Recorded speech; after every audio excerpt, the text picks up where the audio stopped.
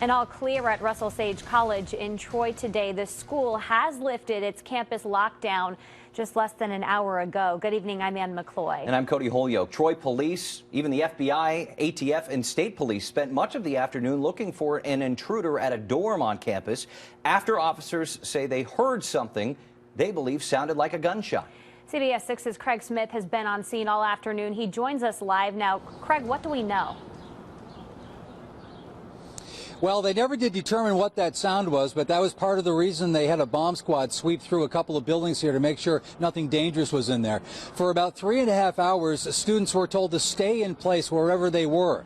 The students didn't know what police might find in these two dorms behind me, Slocum here and Kellis just behind me. There were reports of an intruder in 2 buildings. One father who heard about this down in Catskill got right up here as soon as he heard what was happening. She had reassured me she was in a classroom, that she was okay. Rich LaCorey says he couldn't get here fast enough. His daughter Jennifer called him with news of the lockdown. What were you thinking? Got to get there. Got to get there. You know, but now it's going to start sinking in what could have happened, especially what you see what's going on around the country. At first I was like whatever, and then it finally hit me like it was something serious, more serious than I thought. There were 2 sightings according to police and the school. A student reported waking up to see a man in her room holding her laptop. She said he thought he was in someone else's room and left. That was around 9 o'clock. The police chief says someone they think is the same person was inside an adjacent dorm with a backpack around 12:30.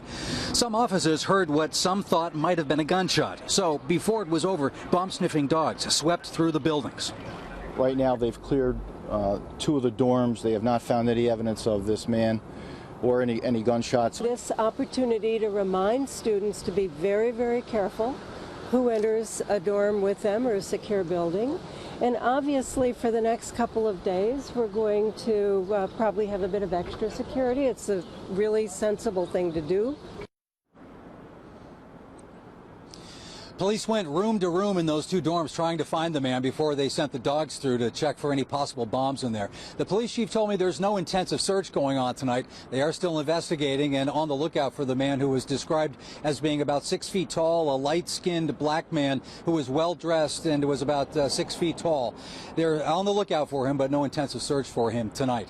It was a scary situation here for some folks. Another parent I spoke to on the phone in the early stages of this was in tears, not knowing any details. At least not enough to satisfy her that her daughter was safe. Tonight, parents everywhere being told tonight that the lockdown's over and whatever threat existed here is no longer here. In Troy, Craig Smith, CBS 6 News. All right, a lot of people feeling relief tonight. Thank you, Craig.